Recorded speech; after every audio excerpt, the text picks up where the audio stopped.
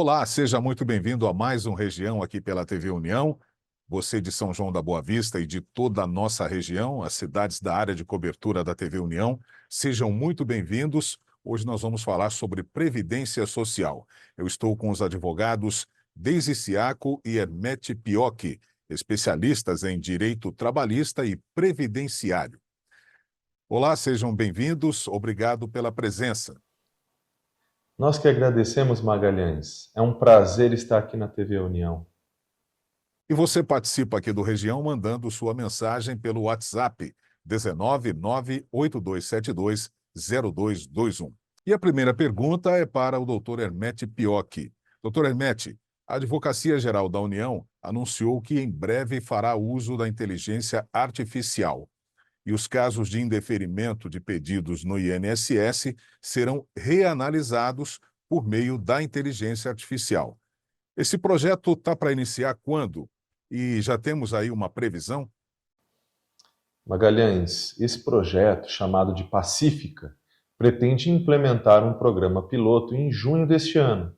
Esse programa, criado pela Advocacia Geral da União, se presta a revisar os pedidos dos segurados que foram negados pelo INSS. Trata-se, pois, de uma revisão, de uma reanálise dos pedidos que foram negados aos segurados e cuja reanálise será feita pela AGU, Advocacia Geral da União. Esse projeto, repito, terá início em junho deste ano, segundo a previsão da AGU. Doutora Deise, como a inteligência artificial pode ser aplicada para fazer essa revisão automática nos benefícios que forem negados aos segurados?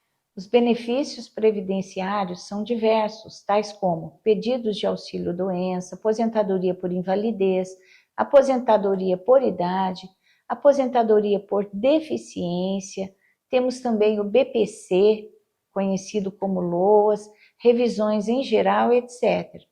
No caso do INSS negar o pedido ao segurado, será utilizada a inteligência artificial, chamada por IA, para reanalisar os pedidos que foram indeferidos. A IA é uma ferramenta tecnológica com um enorme banco de dados, que depois de programada, pode analisar desde as questões mais simples até as mais complexas. É um projeto automatizado, portanto, feito por uma ferramenta e que tem como objetivo, pelo menos a princípio, desafogar os milhares e milhares de processos que aguardam julgamento na Justiça Federal. Doutor Hermete, na prática, como vai funcionar esse projeto Pacífica?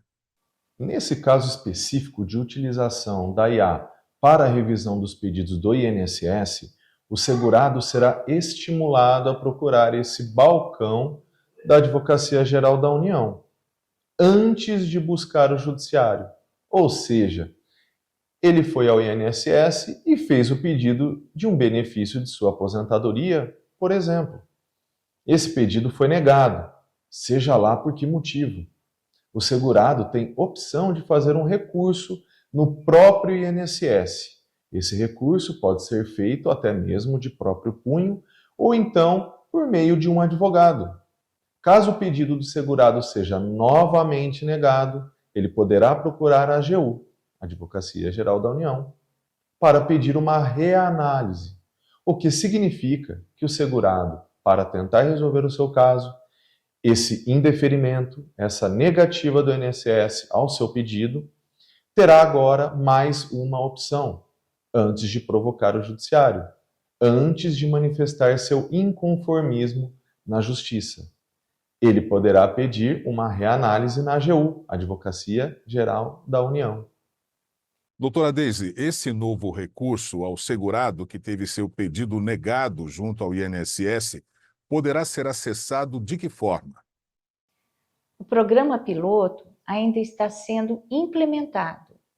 Ele foi anunciado na semana passada, mas acredito que ele será feito administrativamente no site da AGU ou do próprio INSS.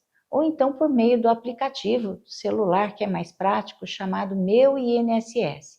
Esse aplicativo é acessado pelo segurado, fazendo antes o seu login, que é o número do seu CPF, e depois colocando a senha, né, que já deve ser cadastrada na conta gov.br. Basta entrar em consultar pedidos para acompanhar o andamento. Acredito, então, que esse plano piloto, chamado Pacifica, estará interligado ao sistema do INSS para que o segurado possa acompanhar o andamento do seu pedido de revisão. Doutor Hermetti, em princípio parece uma notícia muito boa para o segurado. Qual o seu posicionamento a respeito dessa iniciativa da Advocacia Geral da União? De fato, constitui uma iniciativa pioneira da Advocacia Geral da União em direção à modernidade. O que precisa ser avaliado, na verdade, é se a utilização da IA, da inteligência artificial, vai resultar em uma eficiência administrativa.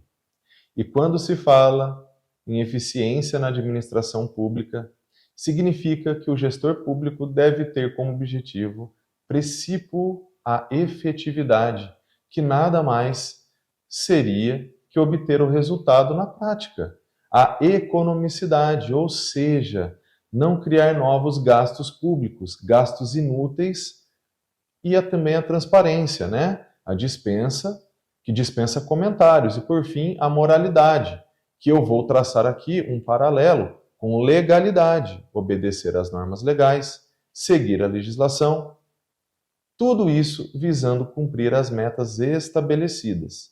Uma delas, a AGU deixou bem claro: desafogar o judiciário, aliviar o sistema judiciário brasileiro.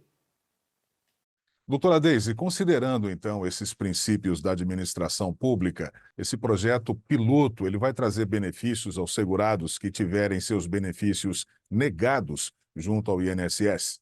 Eu não estou, Magalhães, pelo menos a princípio, vislumbrando vantagens aos segurados. Primeiro, porque nós já temos um órgão público, no caso, o INSS, analisando os pedidos dos segurados. Ao meu ver, é nesse mesmo órgão que deveria ser traçado um projeto de aperfeiçoamento, de melhorias, não é? E esse aperfeiçoamento poderia estar focado no uso dessa inteligência artificial, que, como eu já falei, é uma nova ferramenta tecnológica que pode revolucionar o mundo. Espero que para melhor, se bem utilizada. E também com foco nos servidores públicos, que precisam não só de enfrentar um concurso público, um bom concurso público para o ingresso no trabalho, mas que necessitam de cursos de aperfeiçoamento, de treinamentos constantes, inclusive no campo do atendimento ao segurado, que é muito falho. Não é? Ainda mais se consideradas as mudanças constantes na nossa legislação. Não é de hoje que nós não temos segurança jurídica aqui no Brasil. Nós temos uma avalanche de leis, de decretos, de normas, de resoluções, de portarias, de regimentos internos e por aí vai. Inclusive, uma legislação falha, que dá margem a inúmeras interpretações pelos nossos diferentes julgadores. Do ponto de vista, esse projeto também compromete a pronta entrega ao segurado. O segurado quer obter uma resposta mais rápida dos órgãos públicos, que são, por excelência, extremamente burocráticos, morosos, demorados. Esse projeto cria, então, mais um degrau para o segurado obter o benefício que lhe foi negado indevidamente. E o que o segurado busca não é isso, ele quer celeridade. Celeridade e uma resposta correta do órgão público. A propósito, cabe aqui uma observação, se não uma crítica, a esse projeto, né? Ele foi anunciado pelo advogado-geral da União, senhor Jorge Messias, durante um evento em Cambridge, nos Estados Unidos, em uma conferência, né, brasileira, mas anunciado lá. Essas viagens ao exterior, hoje tão fomentadas pelos servidores públicos de alto escalão, elas custam muito dinheiro aos cidadãos que sustentam esse sistema, que pagam essas viagens.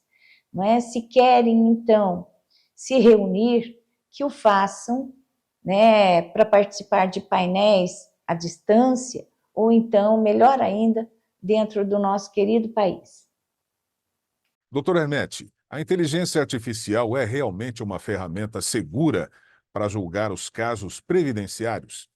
Então, na minha opinião, a inteligência artificial veio para ficar, como toda ferramenta tecnológica, mas, logicamente, dependendo de sua boa utilização.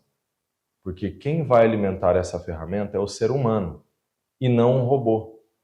Daí a importância de pessoas sérias, comprometidas com a moralidade e a legalidade, de estarem comandando esse projeto e de estarem constantemente alimentando esta ferramenta com a vinda de novas medidas e de novas legislações. O Região faz um breve intervalo, voltamos daqui a pouco. Até já.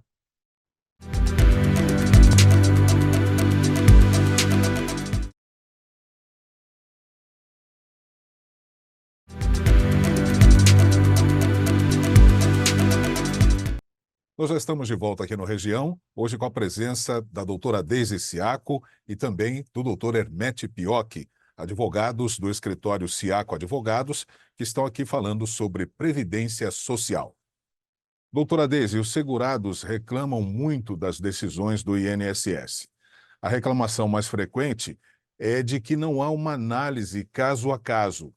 Isso realmente acontece? Sim, isso acontece. No INSS, nós nos deparamos hoje com decisões automáticas que, infelizmente, não analisam com eficiência os pedidos dos segurados. E o exemplo mais vivo disso é que, mesmo interpondo um recurso no próprio INSS, são raras as reformas, de forma que o segurado fica desestimulado e busca, então, pelo judiciário, né, onde ele encontra juízes preparados, que estudaram muito para passarem um concurso esse que é disputado, né, e que submete os juízes a um teste de vasto conhecimento. A confiança no judiciário de primeira instância ainda é muito grande, porque nas instâncias inferiores, como eu já falei uma vez aqui, os juízes são muito comprometidos com a população. Ele sai às ruas, ele circula pela cidade, ele tem contato com a população. Ainda que o benefício demore a sair, já que a justiça é morosa, é burocrática, a população ainda prefere o judiciário e o julga muito mais seguro. Quem advoga também privilegia o judiciário. Doutor Hermete, atualmente muitos segurados estão utilizando uma ferramenta do INSS chamada de simulação, para saber a data que poderão ingressar com seu pedido de aposentadoria. Essa ferramenta, ela realmente funciona? Infelizmente, é uma ferramenta robotizada que simplesmente lê as informações do CNIS, que é o cadastro de cada trabalhador, sem se ater às particularidades de cada caso. Por exemplo, pode ocorrer de nem todos os vínculos de emprego estarem listados nesse cadastro. E isso é muito comum com relação aos vínculos de trabalho mais antigos, quando o INSS ainda não se encontrava informatizado. Isso acontece em qualquer tipo de aposentadoria, doutora Deise? Sim, no momento da aposentadoria, seja ela por tempo de contribuição, seja ela uma aposentadoria por idade, o trabalhador precisa comprovar os seus vínculos trabalhistas e é através do CNIS, que é o Cadastro Nacional de Informações Sociais, que esses dados são disponibilizados. Nele constam o período de trabalho em cada empresa e também as contribuições feitas a títulos outros, como contribuição de facultativo, do contribuinte individual, etc. Porém, o registro de informações que tem no INSS é de 1975 para cá. Registros anteriores não existem no INSS ou então ficam de fora da contagem do tempo. Não são computados, o que é uma grande falta. Doutor Hermete, se o trabalhador exerceu um trabalho com insalubridade, essa questão é analisada na simulação do INSS? Também não.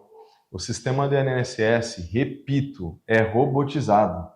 Se você exerceu alguma atividade especial, ou seja, insalubre, que prejudica a sua saúde, essa condição não será levada em conta.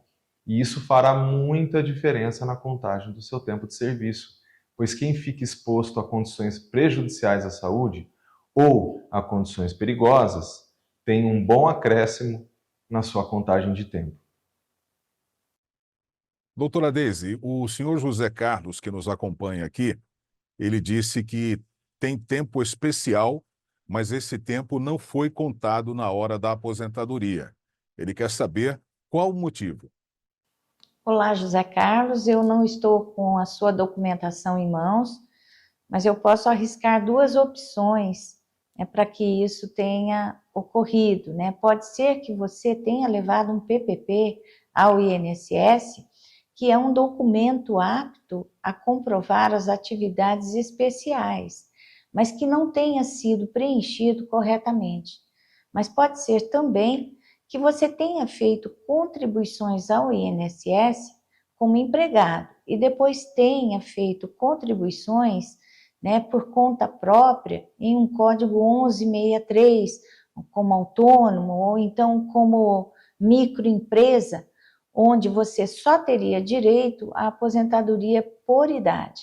Neste caso, o seu tempo especial não será mesmo considerado. Doutor Hermete, existem ainda outras contribuições que deixam de ser computadas pelo INSS na hora dessa simulação robotizada? Sim, existem, Magalhães. São as contribuições inferiores a um salário mínimo que podem ser complementadas e as contribuições retroativas que podem ser feitas, ainda que em casos específicos. Infelizmente, são falhas que não interessam ao INSS resolver e ele ignora nessa simulação. Doutora Deise, aproveitando aqui o assunto, temos o senhor Evilásio, que entrou aqui no nosso WhatsApp perguntando quais são os agentes insalubres que fazem mal à saúde do trabalhador. Consideram-se atividades insalubres aquelas que, por sua natureza, condição ou método de trabalho, expõem os empregados a agentes nocivos, prejudiciais à saúde, acima dos limites de tolerância fixados em razão não apenas da natureza ou da intensidade do agente, como também em razão do tempo de exposição aos seus efeitos. Na forma da regulamentação aprovada pelo Ministério do Trabalho, consideram-se as atividades perigosas aquelas que impliquem no contato permanente com inflamáveis ou explosivos em condições de risco acentuado. Os agentes insalubres mais comuns são o ruído, o calor, o frio, a pressão, a umidade, radiação e vibração. Temos ainda agentes químicos, onde nós incluímos benzenos, graxas, solventes. Temos as poeiras minerais, incluindo a sílica e manganês, além de agentes biológicos, vírus, bactérias, não é? Onde trabalham os médicos, né?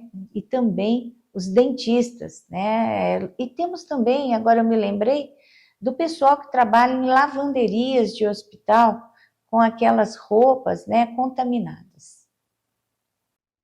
E assim nós chegamos ao final do programa, agradecendo aos advogados Deise Ciaco e Hermete Piocchi, do escritório Ciaco Advogados. Obrigado pela presença de vocês. Obrigado, Magalhães. Obrigado aos telespectadores. Estaremos aqui mais vezes para sanar as suas dúvidas previdenciárias e trabalhistas. Muito obrigado. Até a próxima, pessoal. Até a próxima. E se você tem dúvidas quanto ao que apresentamos aqui hoje, você pode entrar em contato pelo WhatsApp do escritório Ciaco Advogados e tirar todas as suas dúvidas. Anote aí o DDD 19, o celular 982720221. Um grande abraço e até o próximo Região.